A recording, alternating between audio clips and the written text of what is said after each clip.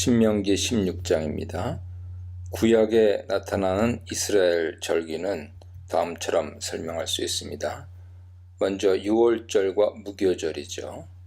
1월 14일 날 애굽에서 해방된 날을 기념하는 페샤흐, 1주간 1월 15일부터 21일까지 누룩 없는 떡을 먹는 마초트, 1월 16일 첫 수확한 보리 이삭 한 단을 제단에 바치는 비쿠림, 한국말로 하면 페샤흐는 유월절, 마초트는 무교절, 비쿠림은 초실절입니다.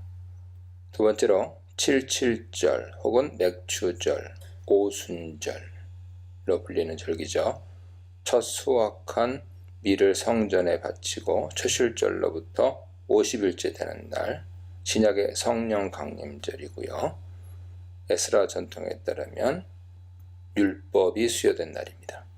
3월 6일이죠. 오순절 기간을 샤보트라고 부릅니다. 그래서 77절, 맥추절, 오순절을 샤보트라고 부릅니다. 세 번째로 나팔절은 신년이죠. 우리식으로 하면 설날이요. 민간력으로 1월 1일인데 종교력으로 7월 1일입니다. 로시 하샤나입니다. 네 번째로 속죄일이죠. 민족 대회개 날이고요. 7월 10일 염 키프림입니다. 다섯 번째 장막절, 초막절, 수장절로 불리죠.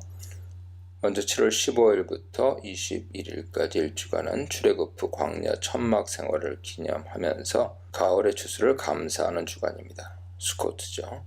그리고 7월 22일 장막절 주간 다음날 안식일은 아차라라에서 대회로 모입니다.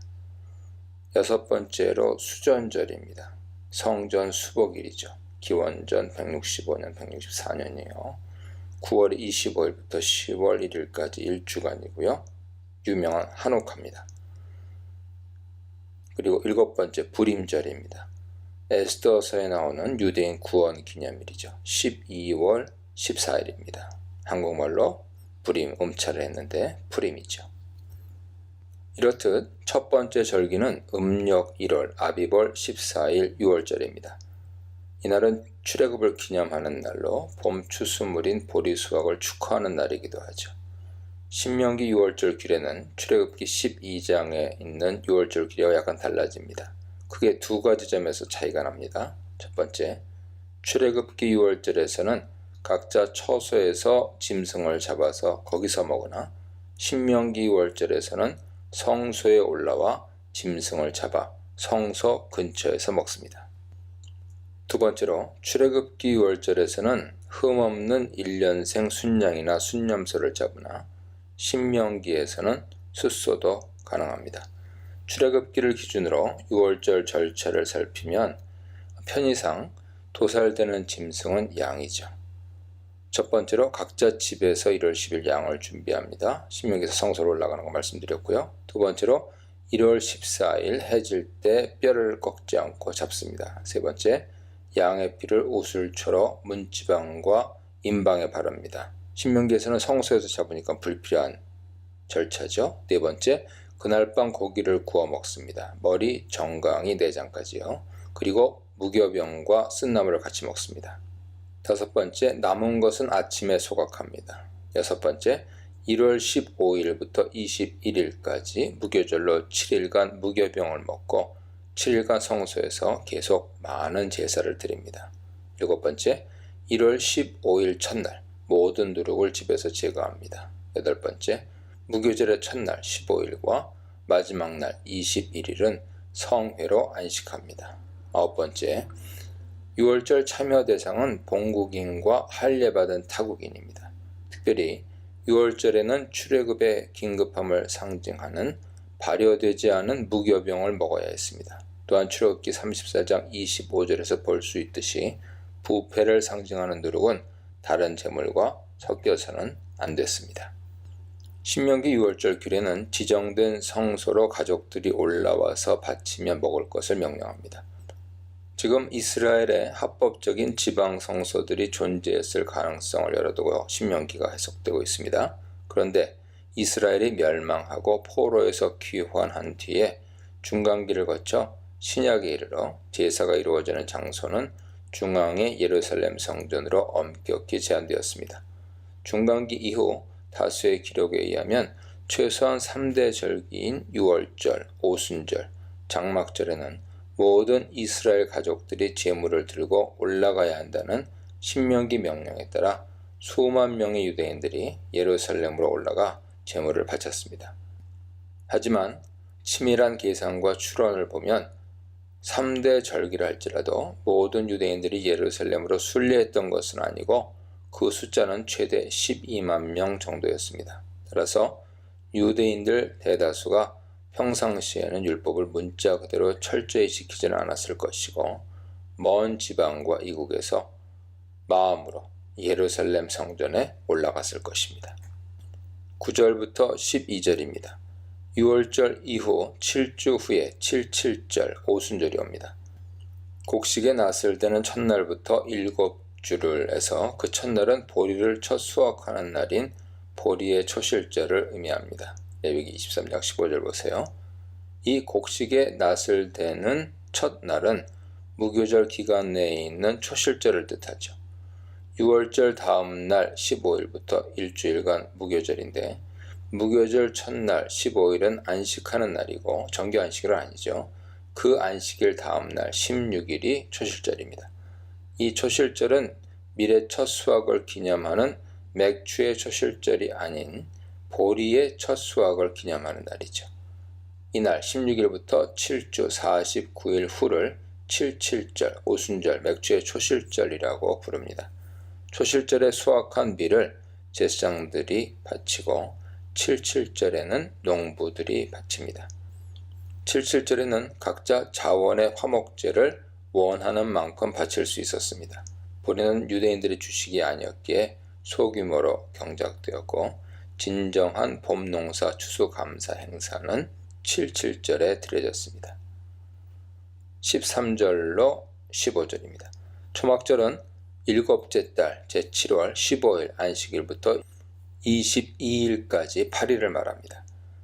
가을의 과일 추수를 축하하기 위한 이 절기를 수장절이라고도 부르죠. 출애굽기 23장 16절 34장 22절 보세요.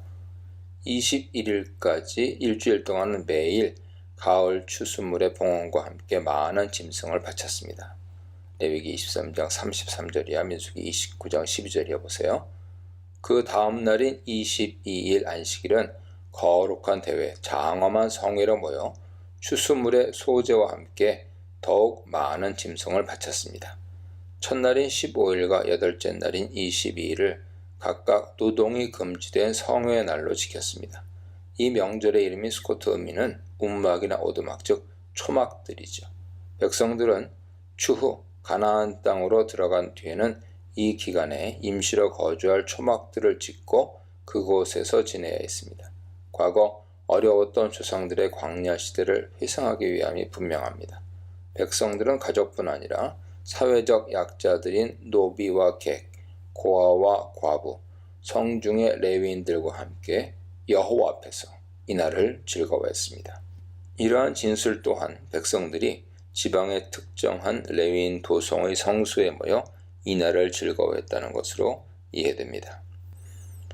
16, 17절입니다. 위의 세 절기는 모든 남자들이 반드시 올라가서 지켜야 할 국가 주요 명절입니다. 이때 가족들도 동반했으나 의무사항은 아니었죠. 그러나 남자들은 꼭 올라가야 했습니다. 이때 그들은 빈손으로 성소에 가서는 안 되며 하나님께서 주신 복을 따라 힘껏 봉헌해야 했습니다. 여기서 수확의 어느 정도를 감사의 제물로 바쳐야 하는지 명시되지 않았으나 랍비들은 형편이 넉넉한 농부에게는 40분의 1을 제시했고 샴마이 학파는 최대 30분의 1, 평균 50분의 1, 궁한 경우 60분의 1로 정했습니다. 6월절, 오순절, 초막절에 대해 묵상해 보시기 바랍니다. 18절로 20절입니다. 재판을 책임지는 재판장과 지도자가 언급됩니다. 재판장 쇼페트는 사사로도 일컫는데 사사기에서 이들의 정치적 군사적 활동을 관찰할 수 있으며 이들의 1차 임무는 사법적 지도 및 각종 소송들을 공정하고 현명하게 판정하는 일입니다. 지도자 쇼테르는 1장 15절에서 언급한 대로 장로들 가운데 세워진 관료들일 수 있습니다. 17장 9절에서는 백성들의 재판에 이 두 직책만 아니라 제사장도 큰 역할을 한다는 것이 확인됩니다. 재판관의 자격과 자질에 대해서는 언급이 없으나 지혜와 지식이 풍부하고 많은 경험을 통해 판단력이 뛰어난 사람들로서 공동체 지도자들에 의해 세워졌을 것입니다. 공정한 재판을 위해 지켜야 할 가장 중요한 세 원칙이 제시됩니다. 판결을 왜곡하지 말 것, 외모로 판단하거나 편견을 갖지 말 것, 뇌물을 받지 말 것 등입니다. 첫째, 법정에서 판사가 사실관계를 왜곡하여 불법적 판결을 내려선 안 됩니다. 둘째, 봐주기 재판이나 편파적 판결은 곤란합니다. 가난하다고 불쌍히 여기거나 부자라고 편들어 주어서는 안 됩니다. 여론에 떠밀린 재판도 곤란합니다. 근거 없는 소문이나 위헌비어, 악담에 현혹되어서도 안 됩니다. 악한 의도를 가진 사람은 여론을 일으켜 다수결의 원칙을 악용하기도 하니 조심해야 합니다. 셋째, 재판관은 불법적인 뇌물을 수수하여 공의로운 판정을 뒤집는 일을 해선 안 됩니다. 뇌물은 증인과 재판장 모두에게 영향을 끼칠 수 있음을 인식해야 합니다. 율법은 재판의 공정성을 여러 차례 강조하죠. 판결의 공정성은 인종, 신분, 외모, 귀천, 친분 등에 의해 훼손되어서는 안 됩니다. 외국인에 대한 사법적 차별이 엄히 금지되고 권력과 돈의 힘이나 인간관계가 재판을 왜곡해선 안 됩니다. 한 사회에서 사법적 정의가 공동체의 질서와 평화에 얼마나 중요한지 깨닫게 합니다. 21절로 7장 1절입니다. 재판관의 공정한 책무에 대한 강론을 한 뒤 우상의 금지와 가증한 제물이라는 언뜻 보기에 전혀 이질적인 주제가 갑자기 끼어든 것처럼 보입니다. 그러나 법령 선포 후 처벌 규정을 설명하는 신명기 논리전개에 잘 부합하는 설명이죠.